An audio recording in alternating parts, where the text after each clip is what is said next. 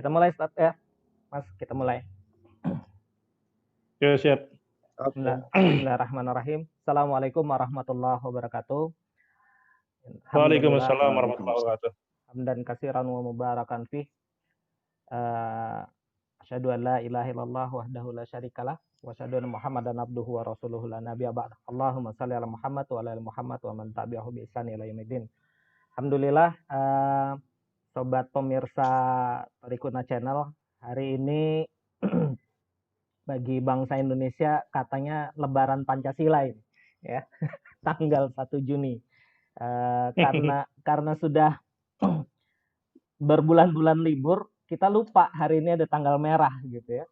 Baru kemarin diingatkan oleh beberapa kawan, kenapa Thorikuna nggak coba bahas soal Pancasila nih. Nah, ini menjadi menarik karena sebelumnya mungkin rata-rata teman-teman aktivis, kalau zaman Soeharto dulu ada istilah eka-eki gitu ya, teman-teman aktivis kanan ini lebih dikenal sebagai orang-orang yang anti sama Pancasila. Nah, ini di era keterbukaan sekarang rasanya wajar kalau kemudian kita bahas gitu. Nah, hadir bersama kita hari ini ada Mas Heri. Beliau adalah jurnalis senior dan salah sekarang masih jadi jurnalis, Mas ya. Allah. Tetap sebagai jurnalis. Iya, ada buku beliau juga yang berapa bulan lalu di launching, tapi karena PSBB jadi kayaknya jadwal bedah bukunya tertunda nih, Mas, jadinya nih. Iya, iya. Ya, tapi sehat ya, Mas Heri ya. Alhamdulillah. Nah, beserta kita juga pembina dari LPPDI Thorikuna dan juga di beberapa lembaga lain, salah satunya di Yayasan Hubul Waton Indonesia ya. Ya, Ustadz Haris ya. Iya. Iya, betul. Ya, beliau ini juga dikenal sebagai aktivis ekstrim kanan dulu saat masa Orde Baru. Ini salah nggak nih, Ustadz, kalau dibilang begitu? Iya, daripada kidal mendingan kanan. Gitu ya. Sudah jelas jadi modal ya. Iya, iya.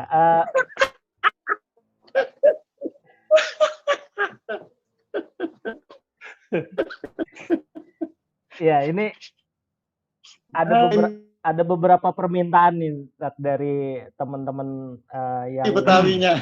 Iya.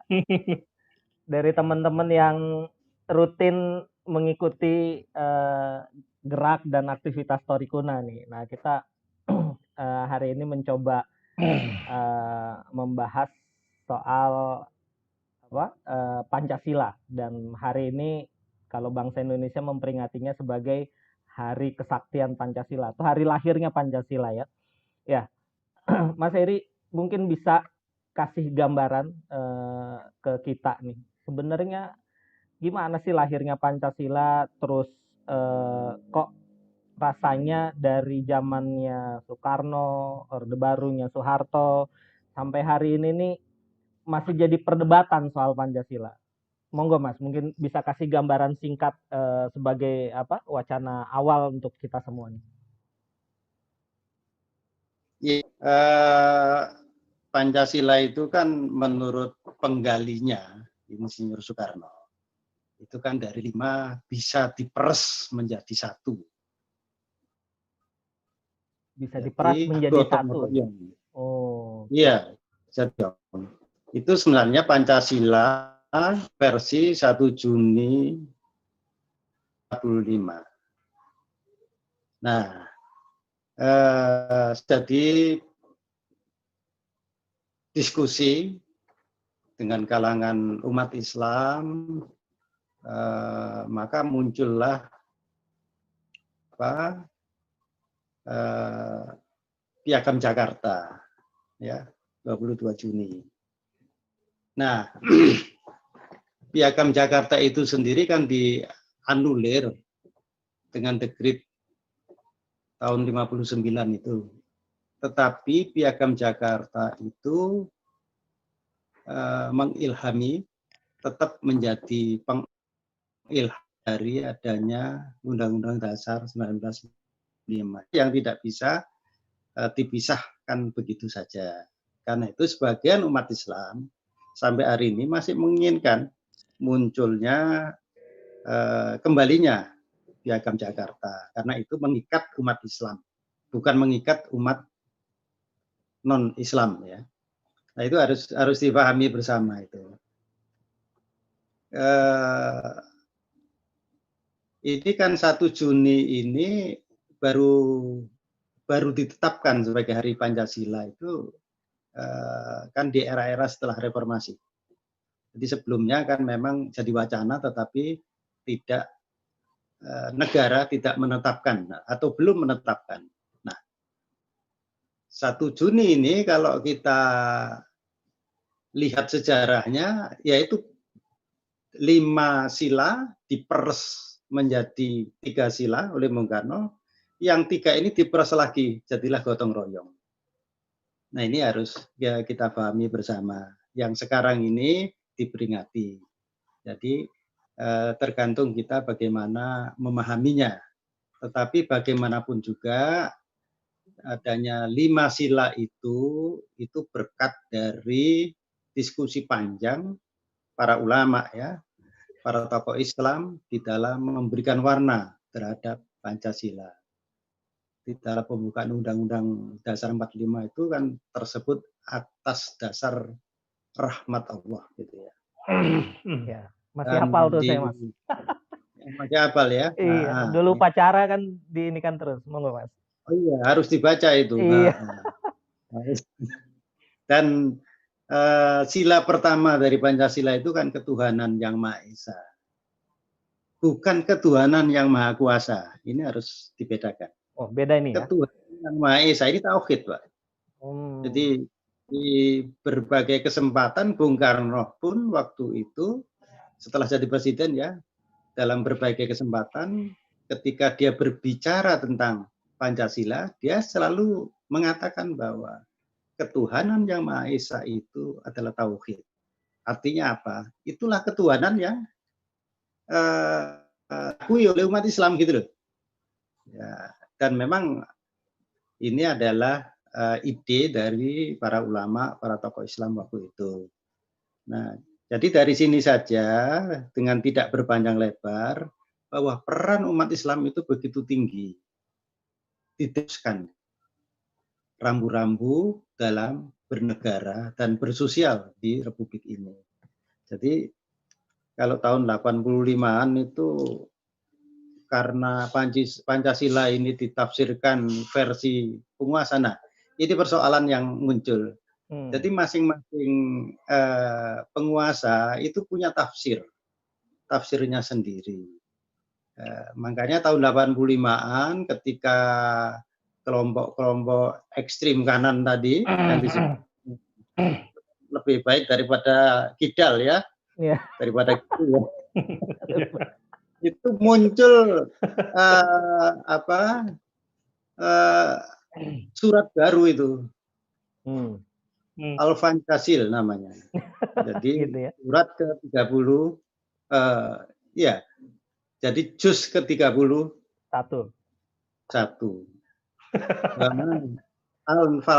Al-Fancasil wa ma adraka mal Fancasil. Al-Fancasil ad-dinu yanzilu fil Indonesia. Jadi itu sampai begitu. Ada yang menafsirkan saking gelnya terhadap penafsiran-penafsiran oleh para tokoh yang sebenarnya keluar dari teks gitu ya, apalagi dari konteks. Jadi inilah dinamika Pancasila kita, dan setiap ada persoalan maka Pancasila itu selalu disebut-sebut ya. Ada kelompok tertentu yang mengatakan kami Pancasila, kami pembela NKRI. Habis itu ya sudah begitu aja. Ketika dibutuhkan betul untuk membela NKRI nggak nongol. Nah, Pancasila itu saat ini ada 2 hal yang perlu kita garis bawahi. Pentingnya Pancasila itu adalah ketika kita melihat suasana di Amerika Serikat hari-hari ini. Ingat Amerika Serikat itu adalah multi etnis ya. Tetapi sampai hari ini sebagian etnis putih itu masih melihat dengan sebelah mata kepada etnis negro atau yang hitam. Karena itu hari-hari ini di Amerika Serikat terjadi demo besar-besaran untuk ya. Ini kasus SARA ini. Saran ujung-ujungnya Soro gitu ya. Nah, Soro KB. Nah, di Indonesia itu punya arti penting kita. Karena di Indonesia ini Mas Budi dan Ustadz Haris Amir Falah itu ada 17.500 pulau. Iya. Saking banyaknya itu hanya 16.000. Yang 500 belum ada namanya. Belum Dan ada juga namanya. ada yang punya. Nah, ya. Kalau bisa ya ke pulau-pulau yang kosong itu ya, tarik juga sebenarnya di sana. Nah, itu satu ya. Jadi begitu luasnya wilayah kita itu, wilayah kita tidak seperti benua Eropa yang hanya satu daratan atau benua Australia gitu ya, yang kemana-mana lewat darat aja bisa. Di Eropa itu antar negara lewat aja, kayak Bekasi ke Depok, ya ke Tangerang itu lewat darat aja. Bisa naik kereta kalau di Eropa tuh keliling. Bisa naik kereta gitu. Kalau di Eropa, kita ini terlalu luas, sangat luas kita. Itu baru pulaunya. Ini dihuni oleh 260 juta. Makanya untuk mengatasi COVID-19 kita ini ya tidak bisa disamakan apple to apple dengan misalnya Singapura yang penduduknya hanya 6 juta, Mas. Gitu loh. Di sana di lockdown selesai. Nah, Jakarta PSBB di lockdown, mereka cari jalan tikus. Iya kan? Iya. Betul. Nah, jalan kucing juga ada. Sekarang pulaunya aja sudah 17.500.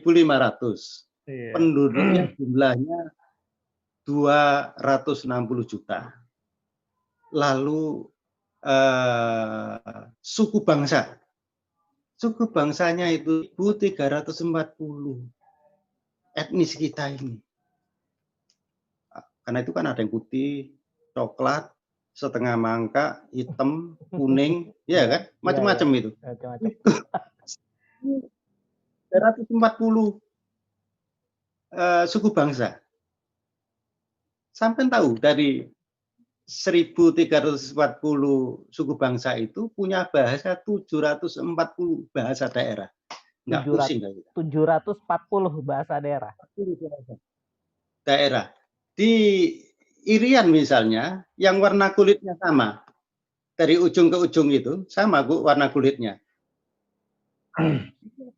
Sekitar 22 bahasa daerah. Nah, jadi dari sini kita bisa melihat betapa ribetnya Republik kita ini. Dan karena itu yang jadi pemimpin-pemimpin di Republik ini mestinya orang-orang yang kapabel.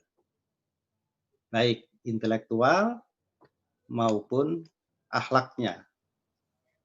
Persoalannya memang banyak sekali gitu loh. Tapi kalau pemimpin kita ini diserahkan pada orang-orang yang dikategorikan oleh Rasulullah SAW itu sebagai wah, itu malapetaka yang terjadi, keonaran di sana sini, dan banyak hal. Itu yang pertama. Yang kedua, kalau kita hari ini memperingati Hari Pancasila, kita tinggal memaknai bagaimana aplikasi Pancasila atau pengamalan Pancasila hari ini ketika ada COVID-19. Tanpa adanya perekat persatuan dan kesatuan, Pancasila itu nggak ada. Dan sekarang ini kita dituntut untuk mengamalkan agar Pancasila itu punya makna. Saya kira ini sebagai pengantar, Ya. Bapak. Terima kasih. Ya, makasih Mas Heri. Ini ada catatan menarik memang. Indonesia yang begitu beragam ya. Bahkan saya punya pengalaman ke Papua waktu itu. Itu suku yang berbeda lokasi padahal masih bersebelahan saja bahasanya sudah beda nih. Ya, ini kebayang ya memang. Atau misalnya kita ke Pantura lah ya, ke Pantura antara Cirebon, Indramayu lalu sampai Brebes, Tegal itu aja bahasanya sudah begitu variatif ya. Nah, ini sama-sama ngapak-ngapaknya aja kan beda. Iya. Ya, Betul, kan? betul. Di Papua itu saking banyaknya suku bangsa, suku etnis lalu bahasa, itu menyelesaikan persoalan kan selalu dengan perang, Pak. Iya. Perang antar suku. Iya kan? Dan itu secara antropologis itu sudah menjadi keniscayaan di berbagai wilayah yang punya etnis yang beragam. Nah, inilah arti pentingnya Pancasila itu ketika kita berbicara tentang persatuan. Nah, menyatukan warna kulit aja itu susah loh, Mas. Ya. Belum menyatukan perasaannya. Makanya kita di dalam Islam itu kan bukan warna kulitnya yang dilihat, bukan kekayaannya, bukan kegantengan atau kecantikannya, tapi ketakwaannya. Kan gitu ya. Yang paling takwa itulah yang akan dilihat gitu, bukan karena yang lain. Terima kasih. Iya, oke. Ditambah juga tadi Mas Heri mengutip apa yang sedang terjadi di Amerika ya. Bahkan saya mengikutinya berita tadi malam nih, kurang lebih ada sekitar 100 kota yang sudah melakukan aksi ya. Betul. Dan memang kan masalah rasis di Amerika ini, walaupun negaranya sudah ratusan tahun ya usianya ya, jauh lebih tua dari Indonesia. 200 tahun dan mengaku sebagai mbahnya demokrasi. Iya, dan masalah warna kulit belum selesai di sana. Iya seperti itu. Iya. Oke, jadi ini ternyata ada sisi pandang yang berbeda nih. Ya, bagi yang pernah merasakan bagaimana masa Orde Baru, dan pada saat itu ada penataran P4 ya, hampir semua jenjang sekolah tuh, mulai dari SMP, SMA sampai kuliah. Gitu. Saya 3 kali ikut penataran, ikut 3 kali penataran pola 45 jam. Ya. Nah itu mulai dari untuk rakyat awam pola 25, terus sampai pola 125 untuk para penatar, calon penatar. Ya, isinya sama aja, di situ. Materinya sih sama, karena kalau saya rasakan gitu ya 3 kali penataran sebenarnya sama gitu, dan akibatnya dari 3 kali ikut, 2 kali saya peserta terbaik pada saat itu. Ya, oke. Pancasila sejati ya. Oke, ini kita lanjut ke Ustadz Haris. Apa pengalaman antum Ustadz pada masa Orde Baru dan Pancasila? Kok rasanya kalau melihat dari sejarah, Pancasila dan umat Islam ini mengurai air mata dan darah gitu ya. Kalau dulu saya pernah baca sejarah tentang Ki Bagus Hadikusumo ya, bagaimana beliau kemudian menangis ketika selesai dalam perdebatan dasar negara di Indonesia pada saat itu. Dan kemudian di masa Orde Baru ini akibat astung, kalau kita dulu istilahkan begitu ya, azas tunggal. Nah, kemudian berdarah-darah nih umat Islam pada saat itu menghadapi ini. Mungkin antum bisa gambarkan sedikit biar anak-anak muda sekarang kebayang nih, apa sih sebenarnya pertarungan itu, dan apakah ini pertarungan yang kemudian sebenarnya manfaat nggak sih buat bangsa dan negara, dan khususnya buat umat Islam pada saat ini? Iya, buat anak muda dan yang bicara juga masih muda. Ya, gitu ya. Jadi Anda pernah ya sama lah di Orde Baru itu kan. Di Orde Baru itu kan memang tadi Pancasila ditafsirkan oleh negara dan di monopoli gitu. Bahkan tidak cukup hanya ditafsirkan, sampai akhirnya dijadikan azas tunggal. Jadi nggak boleh ada organisasi apalah namanya, termasuk partai yang berazas lain kecuali azas Pancasila. Karena sebetulnya kalau bicara tentang Pancasila di zaman Orde Baru, semenjak di SMA sudah nentang Pancasila. Itu awalnya ya, menentang Pancasila. Bahkan kalau pelajaran PMP itu di SMA itu karena disuruh keluar. Apa tuh Ustaz? Nggak boleh. PMP. Mungkin anak muda nggak tahu nih PMP-nya. Iya ya, pelajaran moral Pancasila ya kan. Pendidikan. Jadi pendidikan moral ya. Pendidikan lupa itu. Jadi ya saking karena ekstrimnya masa itu, makanya kemudian sampai diusir dari kelas, nggak boleh ikut PMP itu. Karena artinya pendapat saya tentang Pancasila pada saat itu memang banyak berkembang pendapat ya.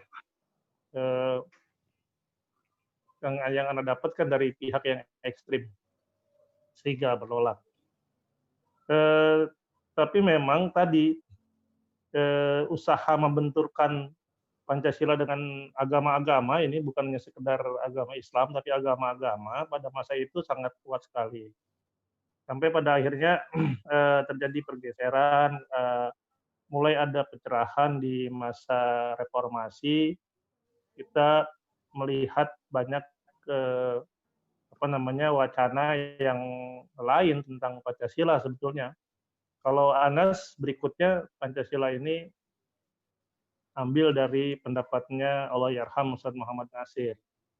Ketika beliau mengatakan bahwa Pancasila itu nilai-nilainya tidak ada yang bertentangan sebetulnya dengan nilai-nilai ajaran Islam. Tapi tetap yang sempurna Islam, tapi Pancasila itu bagian. Jadi semua nilai-nilainya itu tidak ada satupun yang bertentangan. Dan ini pendapat seperti ini ya dengan segala pergulatan yang terjadi karena pergulatan tentang pembenturan Pancasila dengan agama, khususnya untuk agama Islam, ini kan memakan korban sangat banyak. Yang paling tragis itu kalau yang anak ingat di zaman saya itu ya Tanjung Priok. Itu kan juga akibat dari penentangan di beberapa tabligh akbar itu terus-menerus bergulir tentang menentang azas tunggal Pancasila sampai pada akhirnya meledaklah kasus peristiwa Tanjung Priok. Saya rasa itu menjadi pelajaran. Iya, itu menjadi pelajaran sangat berharga buat kita karena agama, umat Islam dan bangsa nggak ada yang untung. Dua-duanya rugi. Ya. Bangsa Indonesia mendapatkan sorotan pelanggaran HAM terhadap rakyatnya. Kemudian umat Islam juga kemudian dianggap ini adalah ulah dari sekelompok orang yang ekstrim dalam memahami tentang ajaran tentang nilai-nilai Pancasila. Itu saya rasa sudah jadi harusnya itu sudah menjadi titik yang kedepannya kita tidak boleh lagi membenturkan, tidak lagi boleh kemudian membentur-benturkan Pancasila dengan nilai-nilai agama. Pancasila dengan nilai-nilai ajaran Islam khususnya bagi kita. Kenapa? Karena memang secara nilai satu persatu itu dari mulai ketuhanan Yang Maha Esa, kemudian sila-sila yang lainnya itu kan nggak ada yang bertentangan sedikit pun. Semuanya adalah bagian, sebetulnya semua bagian daripada ajaran Islam. Adanya persatuan Indonesia, ya kan. Kemudian kemanusiaan, keadilan, itu kan semuanya adalah nilai-nilai ajaran Islam. Ya, cuma karena memang kita Indonesia sebagai tadi juga bagaimana Mas Heri bilang, kita ini multi etnis, ya kan. Kita terkenal menjadi bangsa yang plural, bangsa yang majemuk gitu. Nah, ikatannya agama di Indonesia bukan hanya satu, ya kan. Ada Islam, ada Kristen, ada Hindu, dan yang lain-lainnya. Yang resmi kalau nggak salah di Indonesia sampai berapa? 5 ya? Di Ya, Indonesia ini. Yang diakui. yang Yang diakui. diakui ya. Ya. Ya, itu kan nggak bisa salah satu kemudian menjadi menguasai, sehingga ada konsensus, ada kesepakatan bersama supaya negara kesatuan Republik Indonesia ini dengan etnis yang banyak, dengan agama yang berbeda-beda, tapi kita tetap bisa membangun bersatu. Apa yang menjadi ikatannya? Ya ikatannya Pancasila itu. Makanya kalau ketika ada salah satu yang membenturkan Pancasila dengan agama, pasti ya rusak semuanya. Malah menjadi lemah semuanya gitu. Itu yang pelajaran yang saya ambil pada masa-masa dahulu, ya kan. Kemudian sekarang saya melihat secara sisi yang lain yang lebih jernih gitu, melihat Pancasila ini tidak ada yang bermasalah. Dulu orang juga mengatakan bahwa keturunan Yang Maha Esa itu adalah kalimat yang mengandung kemusyrikan. Padahal yang dimaksud dengan ketuhanan di situ bukan artinya banyak Tuhan ternyata ya. Bukan itu. Ya. Tapi sebagaimana tadi Mas Heri bilang, bukan yang Maha Kuasa tapi yang Maha Esa. Itu menunjukkan bahwa tauhidnya umat Islam nggak terganggu sedikit pun dengan Pancasila. Jadi tapi jangan diutak-atik lagi, jangan dirubah-rubah lagi, jangan kemudian ditarik-tarik lagi seakan-akan Pancasila menggantikan agama. Karena kalau kita ingat bagaimana Allah yarham Kiai Haji Hasyim Muzadi, ketua Nahdlatul Ulama, beliau mengatakan Pancasila itu bukan agama, tapi bisa merekatkan agama-agama yang ada di Indonesia itu. Jadi jangan di porsi yang benar gitu kan. Sebagai sebuah komitmen negara ya Pancasila. Tapi kalau kita sebagai seorang Muslim dalam kita mengamalkan apapun ya berdasarkan ajaran Islam. Mungkin itu sementara. Ya, ada beberapa poin. Tadi Antum juga menyatakan bahwa Pancasila ini intinya adalah bukan agama tapi kemudian dia perekat antar agama. Mengutip perkataan Allahyarham Kiai Hasyim Muzadi ya. Lalu Anda baca sedikit di buku Antum yang buku dari Hijrah dari Radikal Menjadi Moderat ya. Ada pembahasan soal Darul Ahdi wa Syahadah, mengutip dari pendapatnya Muhammadiyah. Lalu bagaimana sebenarnya Pancasila bila diletakkan dari dimensi tadi, Ustaz? Iya. Itu kan pilihan yang paling moderat sebetulnya. Pilihan yang paling wasatiyah di dalam bagaimana umat Islam mengaplikasikan agama dalam tataran negara yang tadi jumlahnya, yang penghuninya, yang agamanya tidak hanya satu, bukan hanya Islam, tapi ada agama-agama yang lain, gitu kan. Nah, yang belakangan ini menjadi potensi yang sangat riskan untuk diadu domba agar bagaimana umat Islam berontak, umat Islam kemudian terus menggerogoti, menyerang pemerintah dengan dasar bahwa ideologinya itu tidak Islam, nilai-nilai Pancasila tidak Islam, ya. Jadi banyak yang mengambil manfaat seperti itu, sebetulnya jadi bukan manfaat, menjadi mudarat gitu kan. Nah, saya melihat bahwa apa yang ditawarkan oleh bukan ditawarkan sebetulnya, yang menjadi konsep dari Muhammadiyah ini, saya ambil dari Muktamar Muhammadiyah tentang yang berpendapat bahwa negara kesatuan Republik Indonesia dan Pancasila itu adalah menjadi darul ahdi wasyahadah. Artinya disinilah mengambil menjadi konsensus bersama. Jadi konsensus bersama semua komponen anak bangsa, kemudian semua agama yang diakui di Indonesia ini harus punya konsensus yang sama, punya satu persepsi yang sama tentang Pancasila, yaitu sebagai alat perekat menjaga kesatuan negara kesatuan Republik Indonesia. Dengan latar belakang agama yang beda-beda, Islam dengan cara Islamnya, kemudian Kristen dengan cara Kristennya. Jadi kalau kita menjadikan apa namanya Negara Kesatuan Republik Indonesia dan Pancasila ini menjadi apa namanya darul ahdi was syahadah, disinilah mungkin insya Allah bagi kita umat Islam, dan saya berharap seluruh umat Islam kelompok manapun ya itu menjadi orang yang punya jiwa tasamuh, jiwa toleransi di dalam berbangsa dan bernegara, tidak menjadi orang yang intoleran. Misalnya kita orang Islam ini ngotot, ya kan, kalau nggak Islam semuanya harus saya tolak. Nah itu kan menjadi tidak baik ya dengan situasi dan kondisi di Negara Kesatuan Republik Indonesia yang pada realitanya kita tahu bahwa tidak hanya satu agama, realitanya kita lihat tidak hanya satu suku, tidak hanya satu bahasa, ribuan bahasa. Tadi Mas Heri bilang apa namanya Jawa aja yang di ngapaknya udah beda gitu. Iya. Saya ini di Betawi nggak semua sama. Gitu ya. Betawi Tanah Abang dengan Betawi saya di Jakarta Selatan itu saya perlu penyesuaian tuh kalau ngomong, ya kan? Jadi itu banyak sekali. Nah kita bisa bayangkan kalau masing-masing kita ngotot gitu dan nggak ada perekatnya.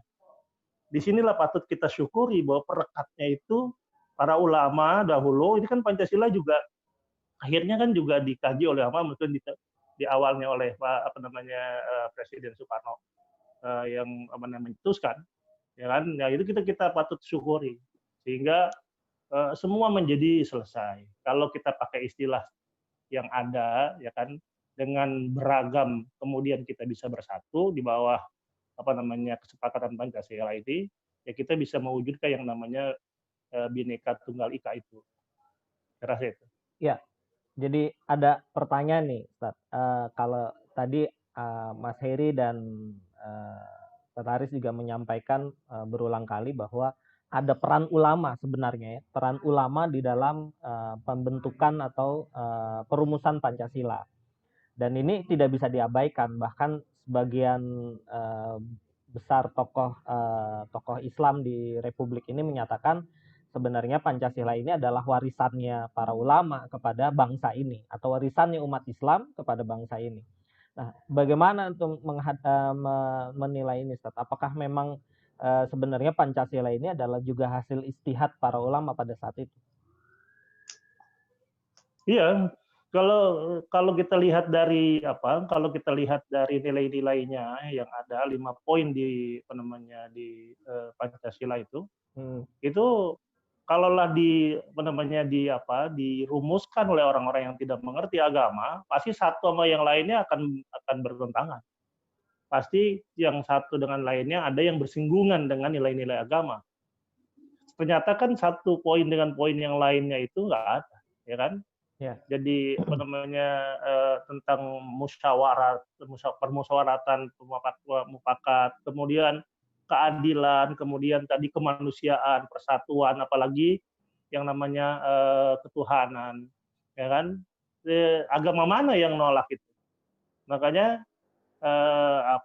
yang pernah memberontak dan menolak Pancasila itu, kalau dari pihak yang beragama, pasti dia kemasukan pemikiran-pemikiran ekstrim.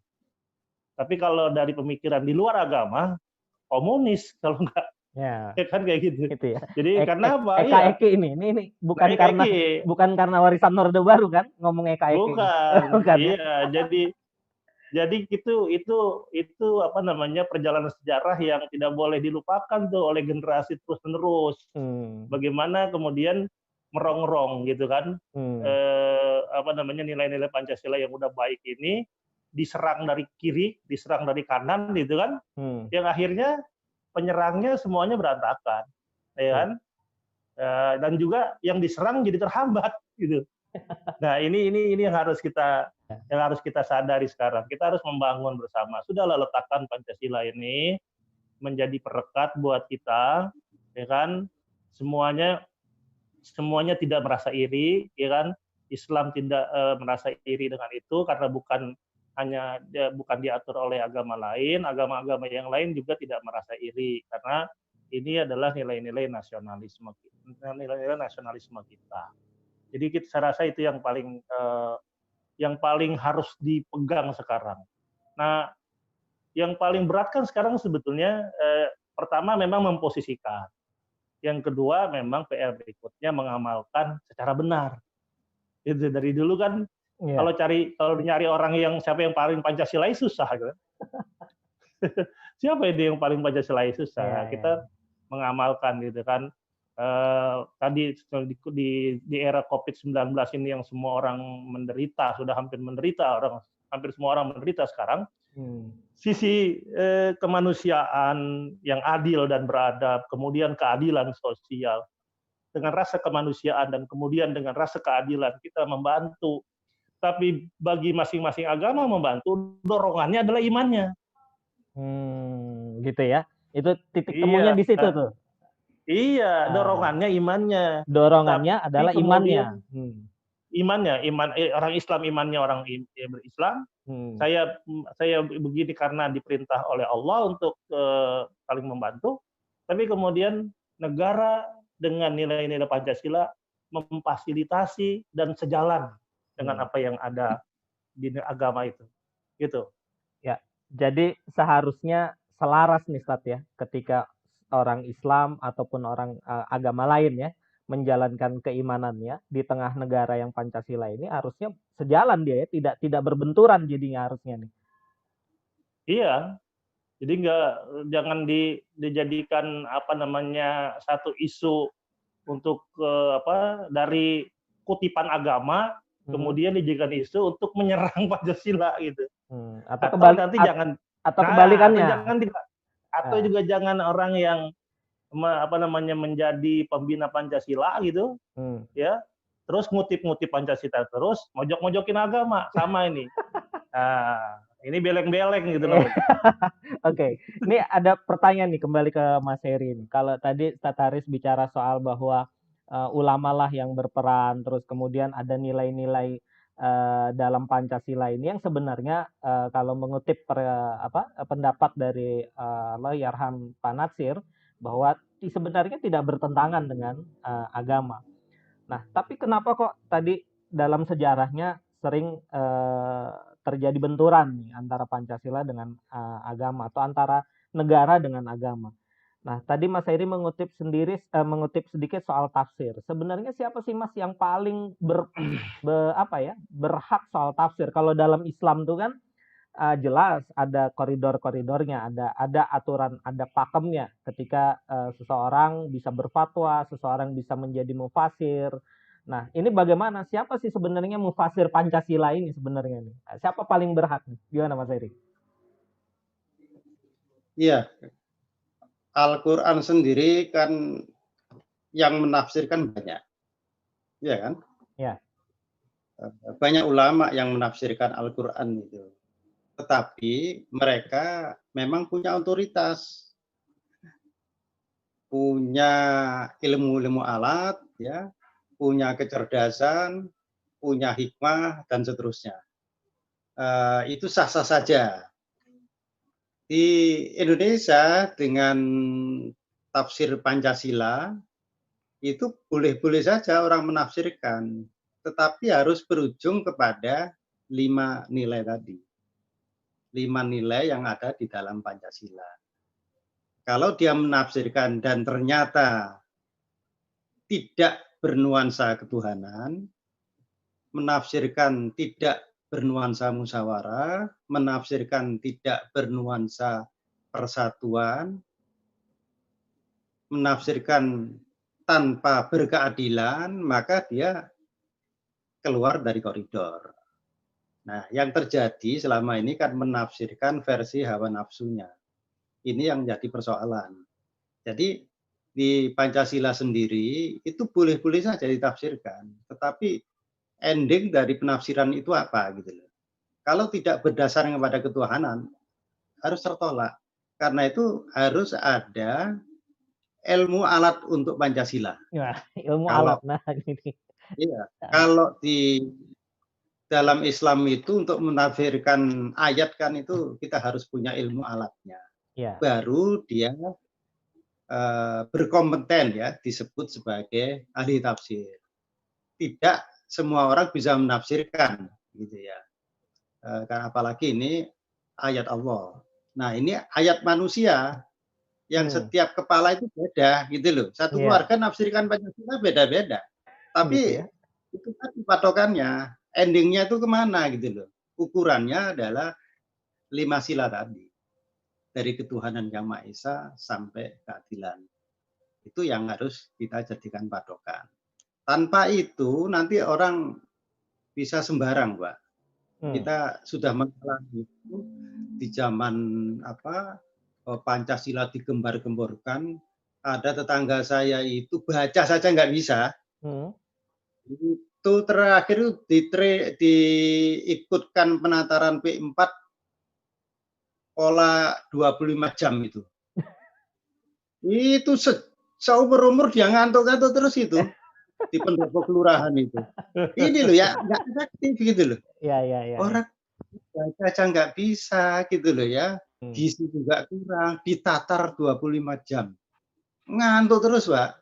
Pulang ditanya apa hasilnya? Ya nggak tahu, wong saya tidur. Gitu. Nah, yang begini-begini kan mubazir itu, dipaksakan. Nggak begitu caranya. Caranya satu, untuk menafsirkan itu harus ada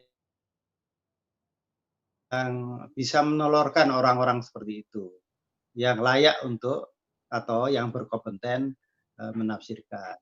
Di zaman penataran itu kita kan ada ketawa. Hari ini dia natar, sebulan lagi dia ketangkep karena korupsi. Itu kan ironi gitu ya. Kalau sekarang saja makin semarak itu. Karena begitu reformasi, Pancasila itu nyaris ditinggalkan. Sampai-sampai seorang calon hakim agung disuruh nyebut Pancasila, itu nggak bunyi, Pak. Hakim agung. Luar biasa. Luar biasa. Apalagi anak-anak kita yang milenial, gitu ya. Kalau di usia kita ini kan karena kita mengalami zaman edan, zaman normal, zaman new normal gitu kan. New normal kan sama dengan normal sebenarnya. Iya. Itu bayangkan kita hidup di era-era yang keras ya, yang lunak. Bahkan begitu reformasi 21 Mei 1998 itu Pancasila nyaris tidak tersentuh gitu ya. Nah, karena itu ketika PKI berontak, PKI kan juga berlindung di balik Pancasila gitu kan. Nah, kalau benar dia itu Pancasilais, dia tidak membunuh ulama di tahun 48 itu. Kalau dia benar Pancasilais, dia tidak membunuh jenderal di tahun 65. Nah, ini yang saya sebut tadi kontradiktif ini harus dicermati. Sekarang ini banyak orang teriak Pancasila. Coba dites 1 sampai 5, hafal nggak dia? Hafal aja tidak, apalagi mengamalkan, gitu ya. Hafal tidak, menggayati enggak, apalagi pengamalan. Itu jauh perilakunya dari yang seharusnya. Kalau dia berteriak tentang Pancasila, tentang NKRI, lihat aja kelakuannya itu. Bertentangan enggak dengan Pancasila itu sendiri. Jadi saya kira patokan yang harus kita pegang. Karena di era COVID ini itu memang diuji kita dalam arti sejauh mana kita bisa mengamalkan Pancasila dalam realitas yang nyata. Lawong yang namanya lelang aja jadi persoalan. Iya.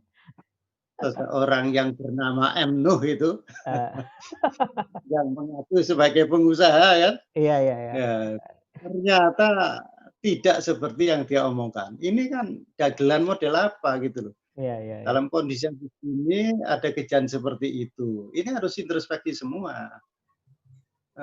Kan Allah itu tidak menguji seseorang itu jika seseorang itu tidak berbuat sesuatu, gitu ya. Jadi kalau ada seorang yang hanya ngomong doang, itu dia nanti akan diuji oleh Allah dengan orang yang lebih dari dia. Nah, jadi kalau ada orang pembohong, itu dia akan satu saat kepentok dengan orang yang membohongi dia. Karena ini jelas ayatnya. Allah itu paling tidak suka dengan orang yang hanya bisa ngomong tapi nggak bisa mengamalkan. Kabura mahtan indallahi an taqulu ma la taf'alun. Jadi Allah itu paling benci kepada orang-orang yang hanya bisa ngomong. Nah, ini banyak yang bisa ngomong itu. Yang di TV itu rata-rata bisa ngomong kan gitu. Tetapi apakah dia bisa mengamalkan? Ini persoalan. Ketika dia hanya bisa ngomong dan tidak bisa mengamalkan, bisa jadi yang namanya bala itu datang dari Allah. Musibah itu datang dari Allah.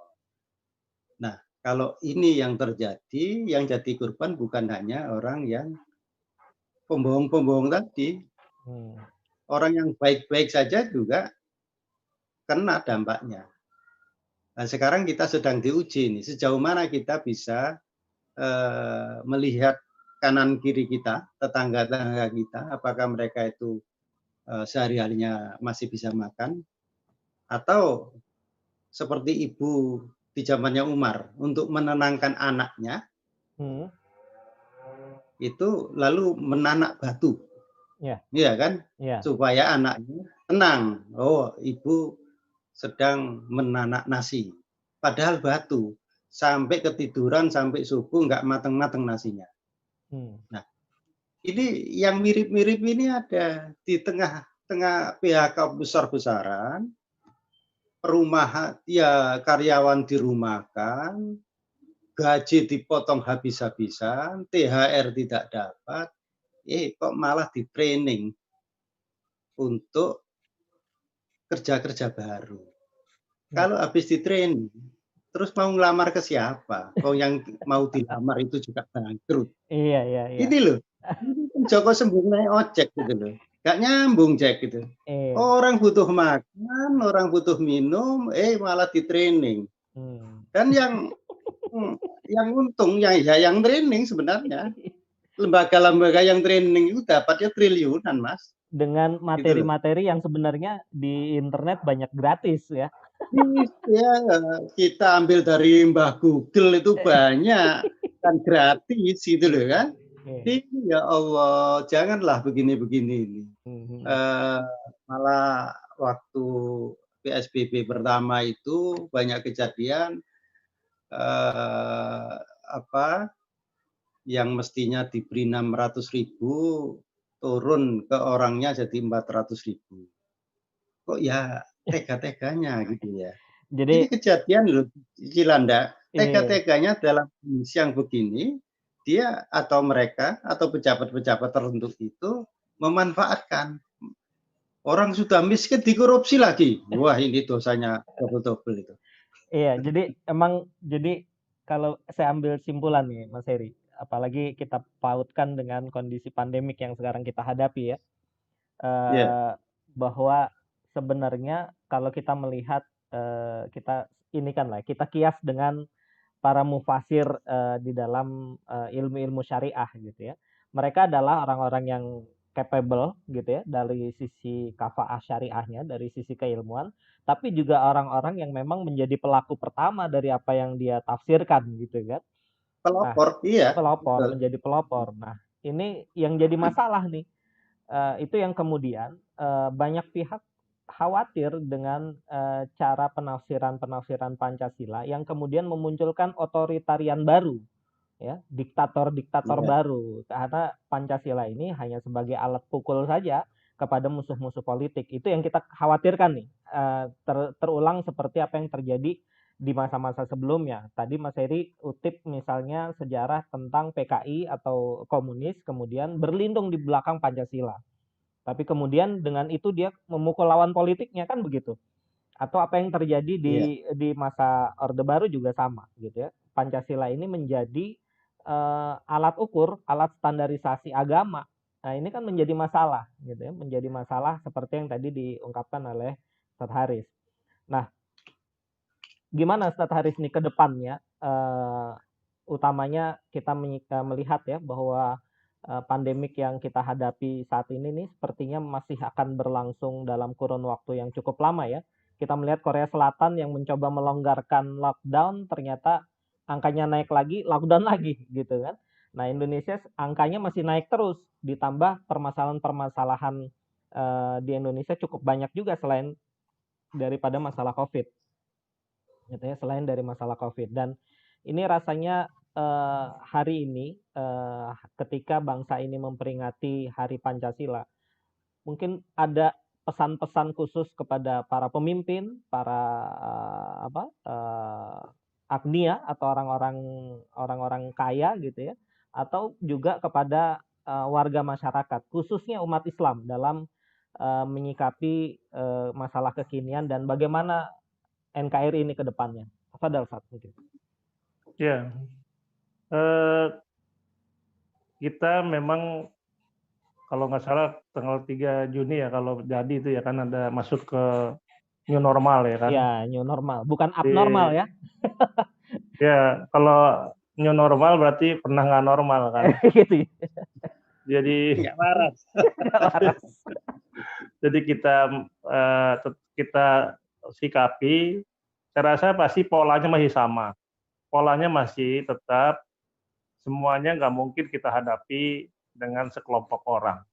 Kita harus hadapi pemulihan ini dengan tekad bersama. Karena kalau bersatu dalam jasad sekarang masih belum bisa. Tapi bersatu dalam tekad. Ya kan, dalam tujuan kita. Bagaimana kita tetap tidak ingin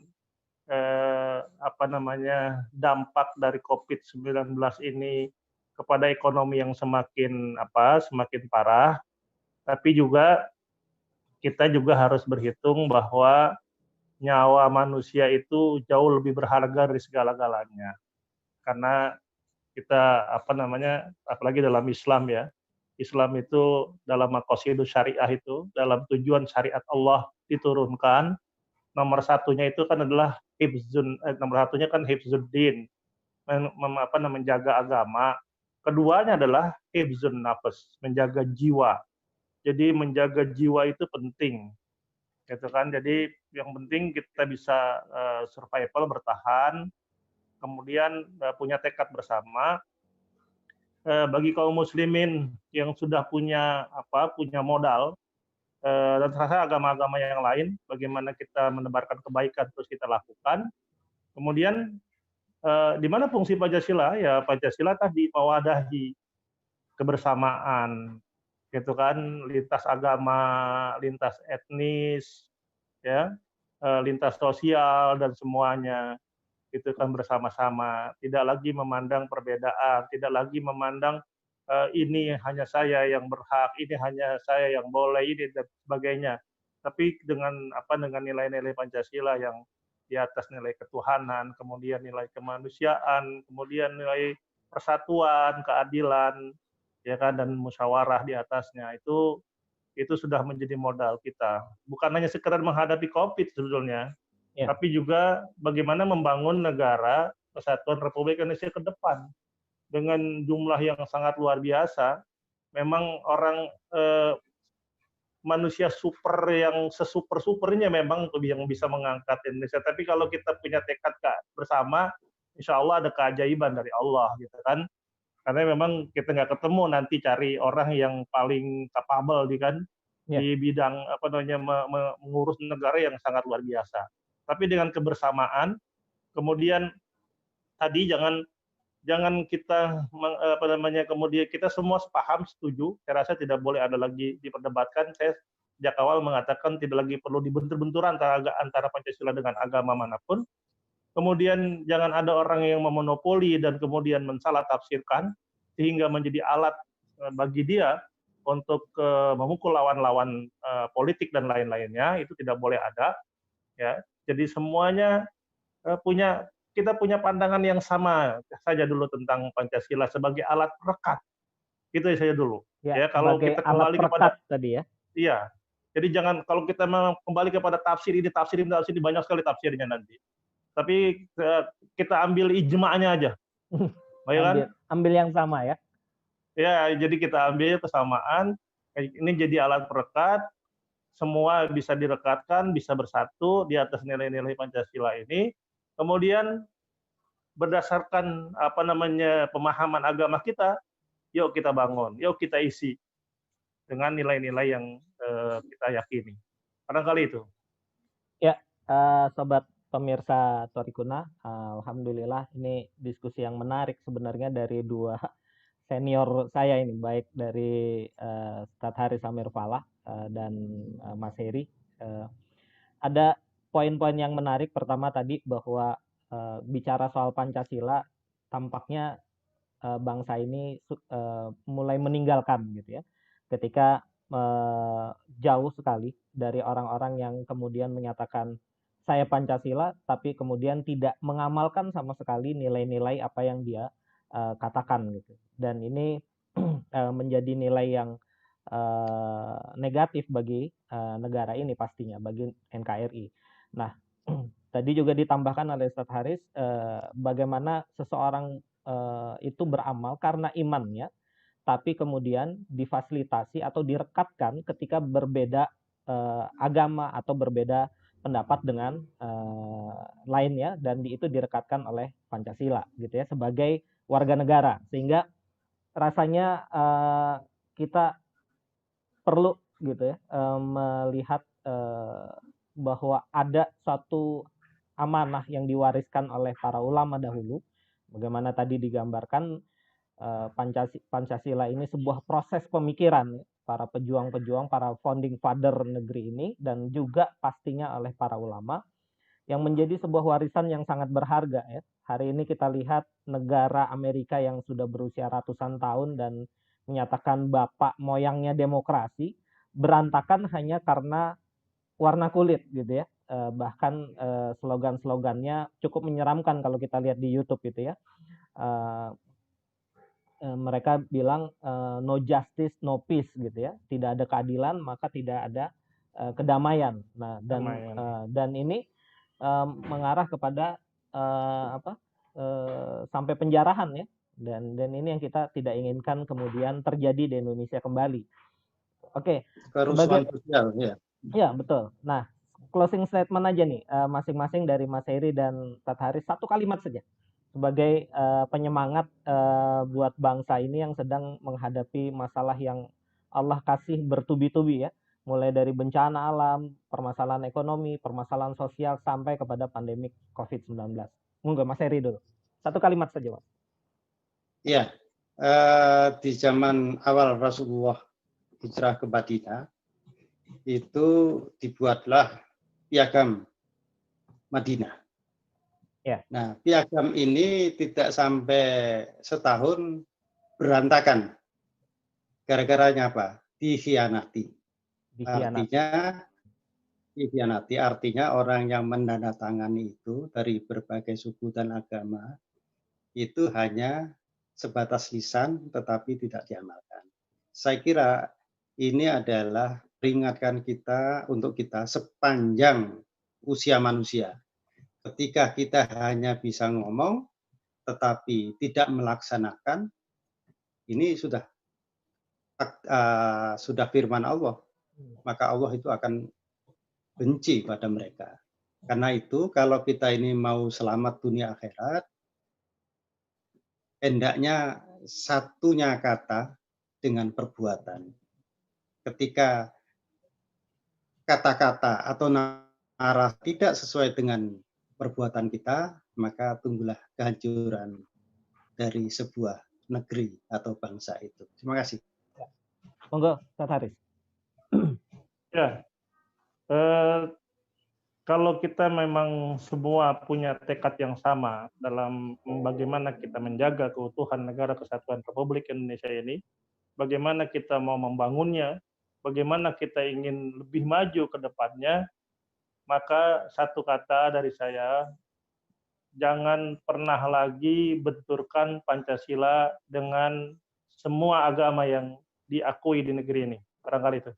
Ya, alhamdulillah, sobat pemirsa Torikuna sekalian, suatu dialog yang menarik insya Allah, dan insya Allah doakan saja Torikuna Channel juga istiqomah nih menghadirkan dialog-dialog 1 jam bersama seperti ini, dan insya Allah bisa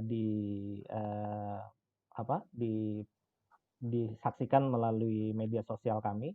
Dan ini adalah salah satu upaya kami tetap memiliki sebuah amal soleh beraktivitas di tengah pandemik ya, di tengah keterbatasan fisik kita untuk saling bertatap muka.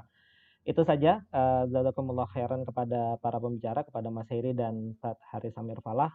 Assalamualaikum warahmatullahi wabarakatuh. Waalaikumsalam warahmatullahi wabarakatuh.